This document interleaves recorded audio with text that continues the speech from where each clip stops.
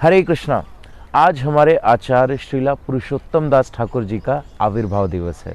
तो आज हम उनके जीवन से जुड़ी 21 रोचक घटनाएं आपके साथ साझा करेंगे। नंबर 1, श्रीला पुरुषोत्तम दास ठाकुर जी व्रज लीला में 12 गोप सखाओं में से एक हैं। नंबर 2, श्रीला पुरुषोत्तम दास ठाकुर जी को नागर पुरुषोत्तम भी कहते हैं। तो कुछ लोग कहते हैं कि नागर उनका सरनेम था, और कुछ लोग बताते हैं कि वहां पे 5 गांव थे, बेलेदंगा, बेरीग्राम, सुखसागर, मानसपोटा और पालपाड़ा। तो ये 5 गांव जो थे इनको नगर देश बोला जाता था, नागर देश या नगर देश। तो इससे उनका नाम जो है नागर पुरुषोत्तम पड़ा। नंबर 3, वैद्य परिवार में उनका जन्म हुआ। उनके पिताजी का नाम है सदाशिव कविराज। नंबर 4, इनकी 4 पीढ़ी कृष्ण भक्त है, वैष्णव है। तो उनके दादाजी थे, उनका नाम था कंसारी ठाकुर। फिर उनके पिताजी का नाम हुआ सदाशिव कृष्णराज। फिर हुए श्रीला पुरुषोत्तम दास ठाकुर जी, और फिर उनके पुत्र हुए कानू ठाकुर जी। नंबर 5, गौर गणोद्देश दीपिका के अनुसार जो कंसारी ठाकुर हैं वो रत्नावली सखी हैं। नंबर 6, सदाशिव कृष्णराज जी चंद्रावली सखी हैं। नंबर 7, और जो उनके पुत्र हैं कानू ठाकुर जी, वो भी एक अंतरंगा गोप सखा है, और बोला जाता है कि वो भी 12 गोपों में से एक हैं। नंबर 8, श्रीला पुरुषोत्तम दास ठाकुर जी और कानू ठाकुर जी नित्यानंद प्रभु के अंतरंगा पार्षद हैं। तो श्रीला पुरुषोत्तम दास ठाकुर जी किस भाव में है? साख्य भाव में। नंबर 9, श्रीला पुरुषोत्तम दास ठाकुर जी के अंदर बचपन से कोई भौतिक चेतना नहीं थी। बताया जाता है कि नित्यानंद प्रभु जी स्वयं उनके हृदय में रहकर लीलाएं करते हैं। नंबर 10, जब श्रीला पुरुषोत्तम दास ठाकुर जी 7 वर्ष के थे तो कीर्तन हो रहा था, और वहाँ कीर्तन में उन्होंने ऐसा नृत्य किया कि सारे लोग देखकर अवाक रह गए। ये हो क्या रहा है? मतलब कि इतना छोटा बच्चा ऐसा नृत्य कर रहा है, इतना, सारे अवाक रह गए, सबके मुंह खुले के खुले। नंबर 11, तो बंगाल में एक जगह है सुखसागर, गंगा नदी के तट पे, तो वहीं पर श्रीला पुरुषोत्तम दास ठाकुर जी वास करते हैं। नंबर 12, श्रीला पुरुषोत्तम दास ठाकुर जी की पत्नी का नाम है जहानवा देवी, जिन्होंने कानू ठाकुर जी को जन्म दिया, और उसके कुछ समय पश्चात उन्होंने शरीर त्याग दिया। नंबर 13, उसके बाद नित्यानंद प्रभु जी की जो पत्नी है जहानवा माता जी, उन्होंने कानू ठाकुर जी को एडॉप्ट किया, और नित्यानंद प्रभु जी ने उनको क्या नाम दिया? शिशु कृष्ण दास। नंबर 14, जब कानू ठाकुर जी 5 वर्ष के थे तो जहानवा माता जी उनको वृंदावन लेकर गई, और वहां पर उन्होंने संकीर्तन में ऐसा नृत्य किया कि उनके पैर के जो घुंघरू थे वो टूट गए, और वो घुंघरू जाकर बहुत दूर गिरा। आप सोचिए, वृंदावन में वो नृत्य कर रहे हैं, और वो घुंघरू पता है कहाँ जाकर गिरा? वो जाकर गिरा जैसोर में, जो कि अभी बांग्लादेश में है। तो उन्होंने बोला कि जहां पर ये घुंघरू जाकर गिरेगा मैं वहीं पर वास करूंगा, वहीं पर मेरा श्रीपाद होगा। तो वो घुंघरू वृंदावन से जाकर उड़ता हुआ बांग्लादेश में गिरा, और वहीं पर फिर कानू ठाकुर जी ने वास किया। नंबर 15, श्रीला पुरुषोत्तम दास ठाकुर जी के 3 प्रमुख शिष्य हुए, माधवाचार्य जी, यदवाचार्य जी और देवकी नंदन जी। तो माधवाचार्य जी ने किसके साथ विवाह किया था? नित्यानंद प्रभु जी की जो पुत्री हैं गंगा देवी, उनके साथ विवाह किया था। तो श्रीला पुरुषोत्तम दास ठाकुर जी और नित्यानंद प्रभु जी का बहुत ही घनिष्ठ संबंध था।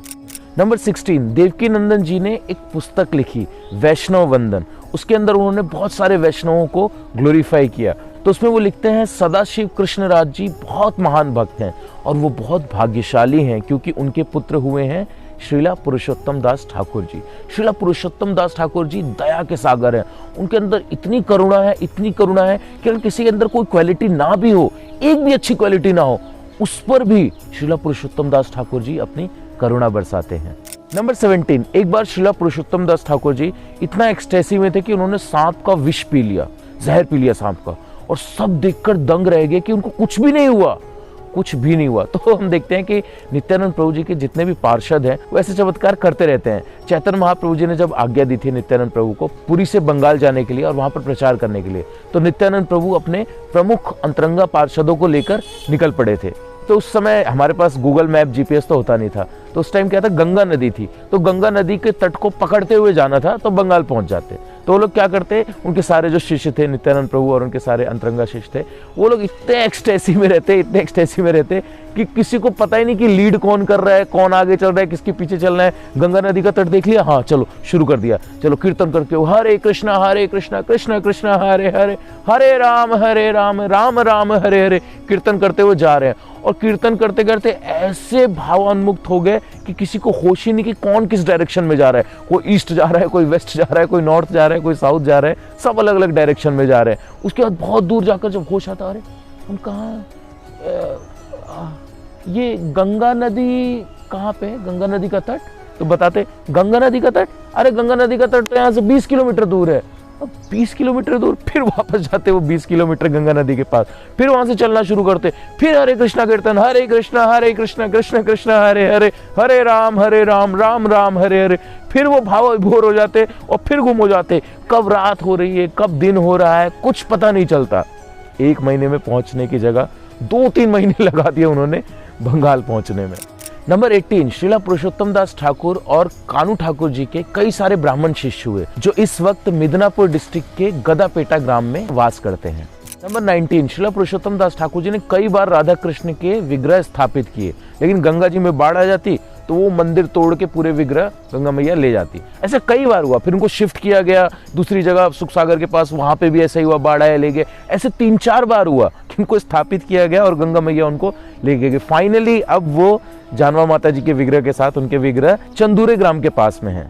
नंबर 20, जैसा कि आप लोग तस्वीर में देख सकते हैं, श्रीला पुरुषोत्तम दास ठाकुर जी के विग्रह, जानवा माता जी के विग्रह, जगन्नाथ, बलदेव, सुभद्रा महारानी, गौर निताई, श्रीमती जानवा और वसुधा, नील माधव और कृष्ण जी के विग्रह अभी भी वहां पर हैं और उनकी सेवा चटर्जी परिवार है वो करते हैं। नंबर 21, अगर आप लोग वहां पर जाना चाहते हैं दर्शन करने के लिए तो आप लोग सियालदा से कृष्णनगर की लोकल ट्रेन ले सकते हैं और सिमुरली उतर सकते हैं, और सिमुरली से आप लोग डायरेक्ट ऑटो लेकर चंदूरे ग्राम पहुंच सकते हैं। इस जगह को श्री वसुधा जानवा श्रीपाद भी कहते हैं और श्री जगन्नाथ देव मंदिर भी कहते हैं। तो वहाँ पे इस्कॉन मंदिर है हमारा हबीबपुर का, वहाँ पे गेस्ट हाउस में आप रुक सकते हैं, वो पास में ही है। तो ये थी 21 रोचक जानकारियां श्रीला पुरुषोत्तम दास ठाकुर के जीवन से जुड़ी।